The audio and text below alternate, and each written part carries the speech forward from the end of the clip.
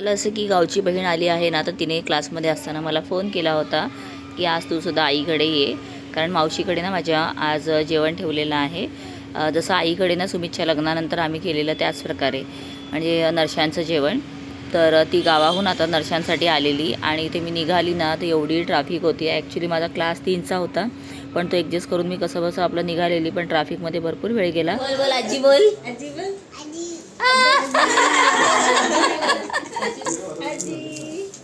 आणि बोल पाडत व्हिडिओ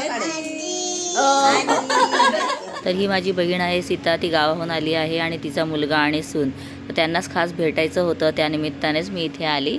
आणि अभी तो गले भी नाही मिले. आमची सुनबाई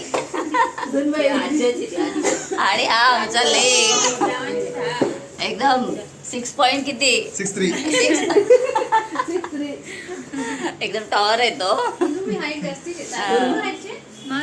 5.3 मारेवडीचे का माती उंचीचे ना.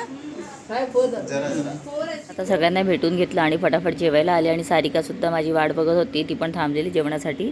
तर आता इथून जेवून मला लगेच निघायचं पण आहे, कारण लिमिटेड टाईम आहे. गेल्यानंतर परत पुन्हा माझा 4 वाजताचा क्लास असणार आहे. वेदू वेदू बोल वेदू. हा ना, वेदू माझ्या भावाचा नातू आहे आणि तो एवढा छान आज बोलत होता सगळ्यांशी, त्यामुळे बराच वेळ त्याच्याशी बोलण्यात गेलं. पण शेवटी आता टाईम लिमिट होता म्हणून लगेच मी पुन्हा निघाले. ऑटो केले आणि घरी येऊन पोचले. 10 मिनटं होती, तर म्हटलं पटकन कॉफी करूया, पिऊन निघूया. यासाठी फटाफट दूध गरम करायला ठेवलं. आता मी पिणार आहे म्हटल्यानंतर दर्शनला थोडंफार मी देणारच.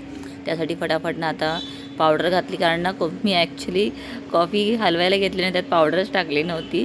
मग पुन्हा कॉफी पावडर टाकली, मस्त सगळं मिक्स करून घेतलं. थोडं टेस्ट केलं की साखर तरी घातली आहे का नाही, तर येस साखर होती. तर कधी कधी ना खूप घाई गडबड असते आणि आजचा दिवस तर ना कम्प्लिटली म्हणजे घाईतच गेला. सकाळपासून काही ना काही चालूच आहे आणि हे जाणं ना माझं अचानक ठरलं, त्यामुळे मग तो एक्स्ट्रा वेळ मी काढून घेतलेला आहे. आणि आता आठवलं की बाबा क्लासमध्ये पाणी न्यायचं आहे, म्हणून पाणी घेऊन आली. आणि इथे पहा, क्लासमध्ये मुलांना छानपैकी अभ्यास करत होती.